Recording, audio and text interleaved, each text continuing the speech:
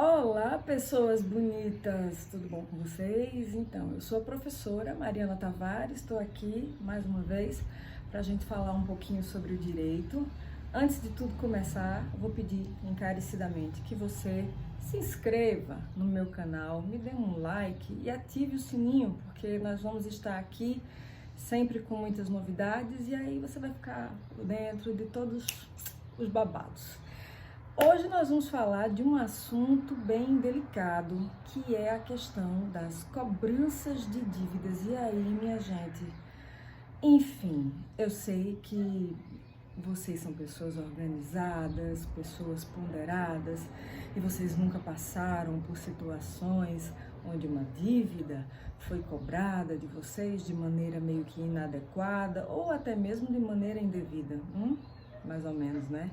Sabe por quê? Porque mesmo quando a gente usa de total honestidade, mesmo quando a gente usa de total lisura, isso não quer dizer que necessariamente a outra parte vai estar sendo tão justa e tão decente, tanto quanto a gente, tanto quanto a gente merece.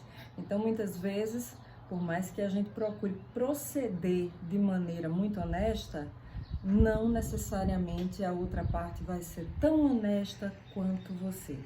E isso se reflete muito bem na nossa sociedade de consumo, né? Nesse mundo capitalista, onde a questão do poderio das grandes empresas e o poderio das instituições financeiras é uma coisa assim avassaladora, que faz com que você, cidadão ou cidadã, acabe se sentindo minúsculo, uma formiguinha diante das agressividades e diante da imponência do sistema. E o sistema quer tirar de você cada vez mais e mais e mais.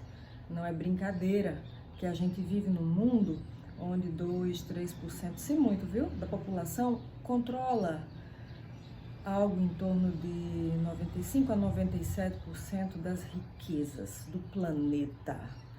Ou seja, tem muita gente se matando, literalmente, de trabalhar, de produzir isso, daquilo, para que uma parcela bem pequenininha, viu?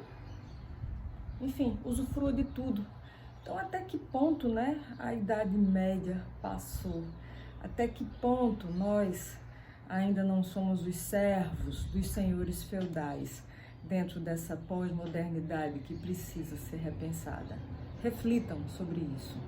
Então, o que eu vou falar hoje é justamente sobre essa questão da cobrança de dívidas e quando essa cobrança se dá de maneira absolutamente distante daquilo que a ética e a legislação estabelecem para nós. Tequila, você não vai pular no meu celular, então, desculpa minha gente, porque os meus gatos estão aqui hoje, avisada. Então, falando dessa questão de que a gente tem dívidas que muitas vezes não condizem com a realidade, nós vamos começar então pelo primeiro ponto. Anotem aí. Quando nós estamos falando da cobrança indevida de uma dívida, nós estamos falando sim de uma modalidade de prática abusiva que está muito bem asseverada no artigo 42 do Código de Defesa do Consumidor. É quando você nunca consumiu uma coisa, você nunca comprou aquilo, você nunca, enfim, teceu um compromisso que justificasse aquela cobrança. Ainda assim, a cobrança é feita. Então, diante dessa situação, você vai ter todo o direito à restituição daquilo que você não pagou uma vez. E se por acaso o seu nome foi colocado dentro daqueles cadastros de negativização do crédito, então não só você vai ter direito à reposição daquilo que te foi cobrado e você nunca esteve a dever, como você também vai ter direito a uma indenização por danos morais. Hoje em dia, os nossos magistrados, o nosso poder judiciário como um todo, tem uma interpretação, eu diria que mais justa mesmo, dessa questão do aborrecimento. Antes, há algum tempo atrás, se entendia que o mero aborrecimento não era razão suficiente para gerar dano moral. E isso foi muito confrontado por advogados, professores, juristas, enfim, né, nós, juristas pela democracia, sempre batendo de frente com certas injustiças do sistema e certos olhares pouco atenciosos, né, de alguns que deveriam cuidar da situação de maneira mais veemente.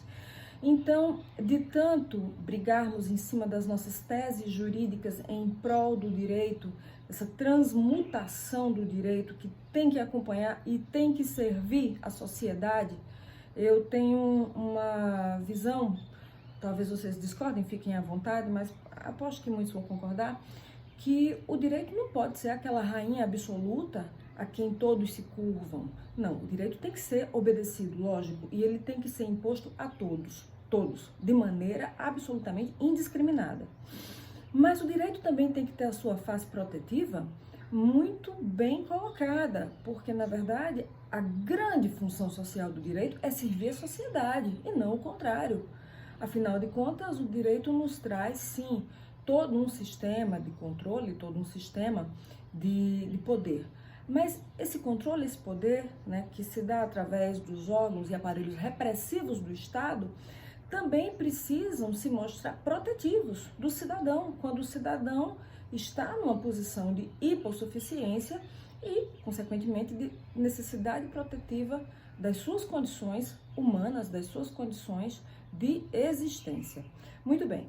Então, diante disso, se por acaso você nunca estabeleceu nenhuma relação de contrato, de dívida, que justifique uma cobrança, e uma cobrança está sendo feita da parte de uma instituição diante de você, você está, né, vivenciando uma situação de cobrança indevida.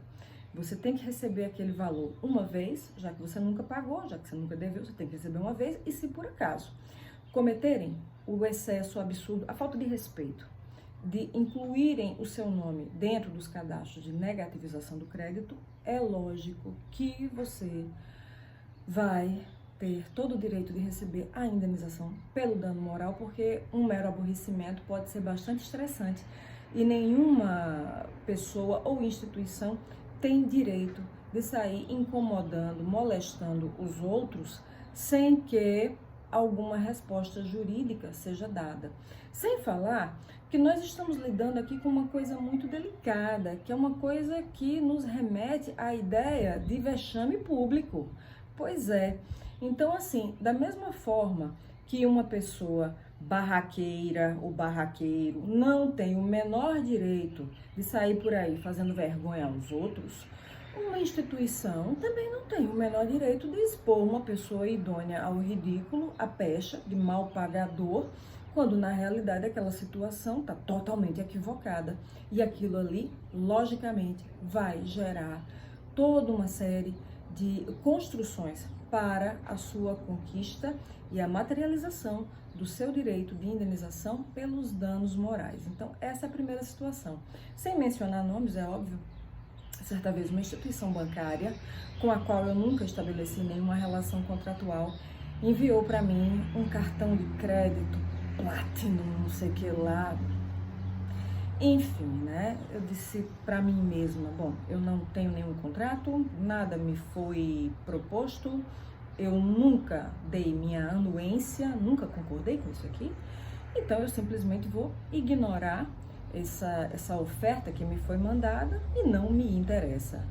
Gente, passou-se um mês, veio uma cobrança de mensalidade de um cartão que eu nunca solicitei na vida, com uma instituição que eu nunca contratei. Mais uma vez, né, pratiquei o ato de ignorar. E no segundo mês já veio uma cobrança, assim, com uma certa ameaça de que o meu nome seria colocado justamente nesses sistemas de proteção do crédito, né, no caso, no Serasa. E aí eu consegui ficar bem irritada e acreditem, né, quem me conhece sabe, quando eu me irrito não é uma coisa muito bonita de se ver não, então eu já peguei o telefone, né, com aquela gentileza, né, vocês querem uma ação judicial agora, né, e lá vai, porque infelizmente no Brasil, como o direito por vezes ele é muito negado, a gente tem que falar dentro de um jargão jurídico e a gente tem que, não é ameaçar, não é ameaça, a gente tem que advertir o outro, a outra parte, de que você pode sim mover uma ação judicial porque a outra parte não tem nenhuma razão para estar lhe molestando daquela maneira. E, evidentemente, que eles pediram milhões de desculpas e pararam de me cobrar, pararam de encher minha paciência, nunca mais ligaram nem pro meu telefone para me oferecer o que quer que fosse, o que eu achei ótimo, dei graças a Deus. Então, essa é uma situação. A outra situação que também remete à cobrança indevida de uma dívida, ela já tem um quesito um pouco mais agravante, que no caso a gente vai chamar esse segundo modelo de repetição de indébito. Na repetição do indébito, a gente tem uma situação onde de fato houve uma dívida, mas essa dívida foi paga de maneira tempestiva, obedecendo os valores, as condições e os prazos. Muito bem. Uma vez feito o pagamento, a quitação da obrigação, essa obrigação, meus queridos, minhas queridas, ela se encontrará extinta. Então, como é que uma obrigação se extingue? Pagando. Então, uma vez que a obrigação foi paga, essa obrigação não faz mais nenhum sentido no intuito de uma nova cobrança. Então, isso vale até mesmo para aquelas situações onde alguém estava devendo e não estava conseguindo pagar. A gente deve lembrar que, enfim, no Brasil há uma lacuna muito grande no tocante à educação financeira e muitas vezes as pessoas acabam adentrando no endividamento, no superendividamento e lá vai. E aí lá vem o quê? A repetição do indébito, ou seja, você pagou aquela dívida que você parcelou, mas a instituição ainda acha que pode lhe cobrar. Mesmo quando você paga através de um acordo, vamos imaginar que uma pessoa atrasou um compromisso, mas não foi por uma questão de má fé, e sim por uma questão de dificuldades. E a pessoa, assim que teve condições de arcar com o compromisso, foi lá na instituição, negociou, pediu a redução dos juros, porque sim, instituições financeiras praticam uma coisa que é completamente inconstitucional, que se chama anatocismo, né? Que é aquela coisa dos juros sobre juros, parecendo uma bola de neve. E a pessoa conseguiu renegociar e pagar. Pronto, mais uma vez, não há porquê, a partir daí, a instituição financeira colocar seu nome numa espécie de lista macabra para negar, a partir de então, qualquer feitura de serviço, qualquer realização. Isso é uma prática abusiva, né, que, aliás, está listada dentro do artigo 39, 40, 41 do nosso CDC, que mostra que a recusa de serviço é algo que realmente, assim, pode gerar uma ação judicial. Então, vamos lá. Tem um bem-te-vi cantando, vocês estão vendo?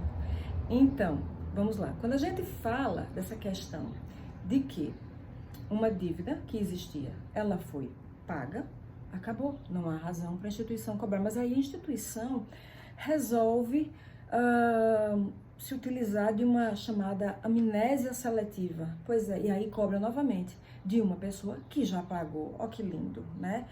Eu queria saber por que é que essas instituições realmente, assim, nunca erram no sentido de esquecer a dívida. Isso não acontece não, mas no sentido de cobrar de novo, ui.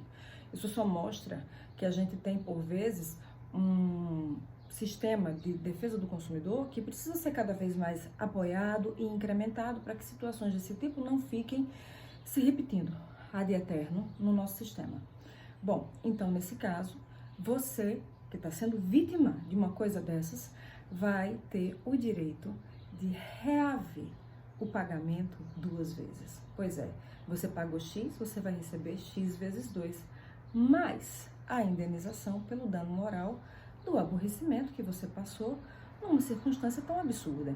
Então, eu não estou dizendo que não seja necessário que a gente verifique a existência dos sistemas de proteção ao crédito. São sistemas lícitos, são instrumentos, inclusive, muito utilizados pelo direito, quer seja através do protesto cartorial, quer seja através da colocação do nome dos maus pagadores no SPC, no Serasa e daí em diante. Mas é preciso se verificar como é que isso é feito. Outra coisa, aquela cobrança, como eu já falei, vergonhosa, escandalosa, que coloca alguém na posição de alvo de um vexame público, seja lá por que motivo for, é mais um dado agravante dentro dos quesitos do dano moral. Então, vamos imaginar aqui a seguinte situação: você vive num condomínio e determinada pessoa naquele condomínio não paga. Não paga o condomínio, não paga a taxa extra, não paga as obrigações, etc. Sem falar nomes, dá uma vontade, mas sem falar nomes, eu morei num certo condomínio há tempos atrás, antes de me mudar para cá, onde tinha uma certa senhora que por acaso era fofoqueira, gostava de dar conta da vida dos outros, nossa! E fazia mais de 10 anos que ela não cuidava da vida dela porque ela nem sequer pagava o próprio condomínio. Pois é, foi preciso que um novo síndico assumisse para colocar a cidadã nas raias da justiça para fazê-la pagar, mesmo que parceladamente, né, tudo aquilo que ela devia acerca do condomínio. Pelo amor de Deus, há 10 anos que a mulher não pagava o condomínio. Numa dívida dessa natureza, em se tratando de direito condominial, é muito possível, é muito plausível até que a pessoa venha a perder o imóvel. É tipo uma dívida com o IPTU, tá entendendo? Ah, mas é o meu único teto. Tivesse pensado nisso antes de deixar de pagar o imposto territorial urbano. Então, quando nós temos essas chamadas dívidas propter-rem, que são as dívidas que vêm em virtude do bem, são dívidas que sim, o comprometimento do bem pode se tornar tão grande a ponto de você perdê-lo. Mas ainda assim, mesmo dentro de uma situação onde a tal senhora fazia mais de 10 anos que não pagava o condomínio, né, para ficar tricotando sobre a vida dos vizinhos, como eu gosto disso, para não dizer o contrário. Então, ela tá, eu já soube, né, pelos antigos vizinhos meus que ela tá pagando parceladamente, lá vai, mas ainda assim, o síndico não pôde de forma nenhuma colocar o nome dela numa placa, né, lá na sala de reuniões do condomínio, dizendo Dona Fulana de Tal, é uma devedora, uma má pagadora, etc e tal, e venha pagar o que der. Não, não se pode fazer isso. Então, mesmo havendo toda uma razão que justifique a cobrança, ainda assim, ela não pode se dar de maneira truculenta, ameaçadora, violenta ou vexatória. Isso não pode acontecer. E não é brincadeira a quantidade de instrumentos que o direito nos propicia de maneira absolutamente lícita, inquestionável, a respeito do como a gente pode se utilizar desses instrumentos para compelir o mal pagador a pagar suas dívidas, enfim. Olha, gente, para aquelas empresas que estão em situação de falência e os sócios estão tentando camuflar ou omitir os bens, temos as ações revocatórias, nós temos as ações monitórias de cobrança, as ações ordinárias de cobrança, nós temos aqui o embute de juros, o embute de moras, o embute dos encargos, nós temos os sistemas de proteção do crédito, nós temos, enfim, as ações de busca e apreensão, de reintegração de posse, lucros cessantes. A gente tem tanta coisa, né, que vem justamente com toda a bênção do direito, que não há razões dentro de um universo civilizado para a gente usar de violência, por mais que certos devedores sejam irritantes, mas não há razão para a gente usar da violência, uma vez que o direito nos fomenta caminhos para que as cobranças se deem de forma absolutamente lúcida, tá certo?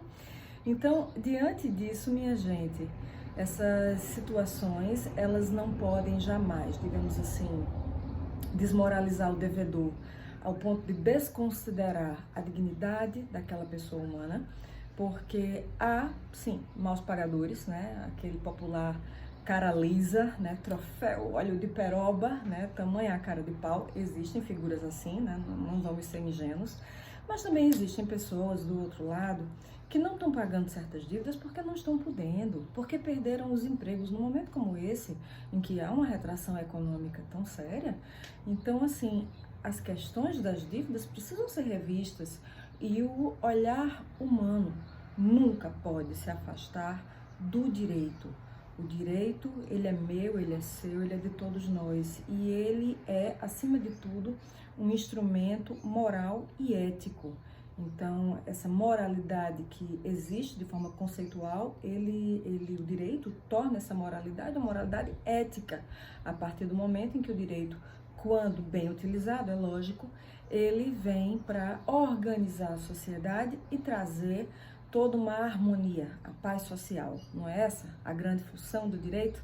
Pelo menos eu assim espero, e por isso mesmo é que eu sou professora e jurista, amo muito tudo que eu faço, né, e luto por essa evolução do direito.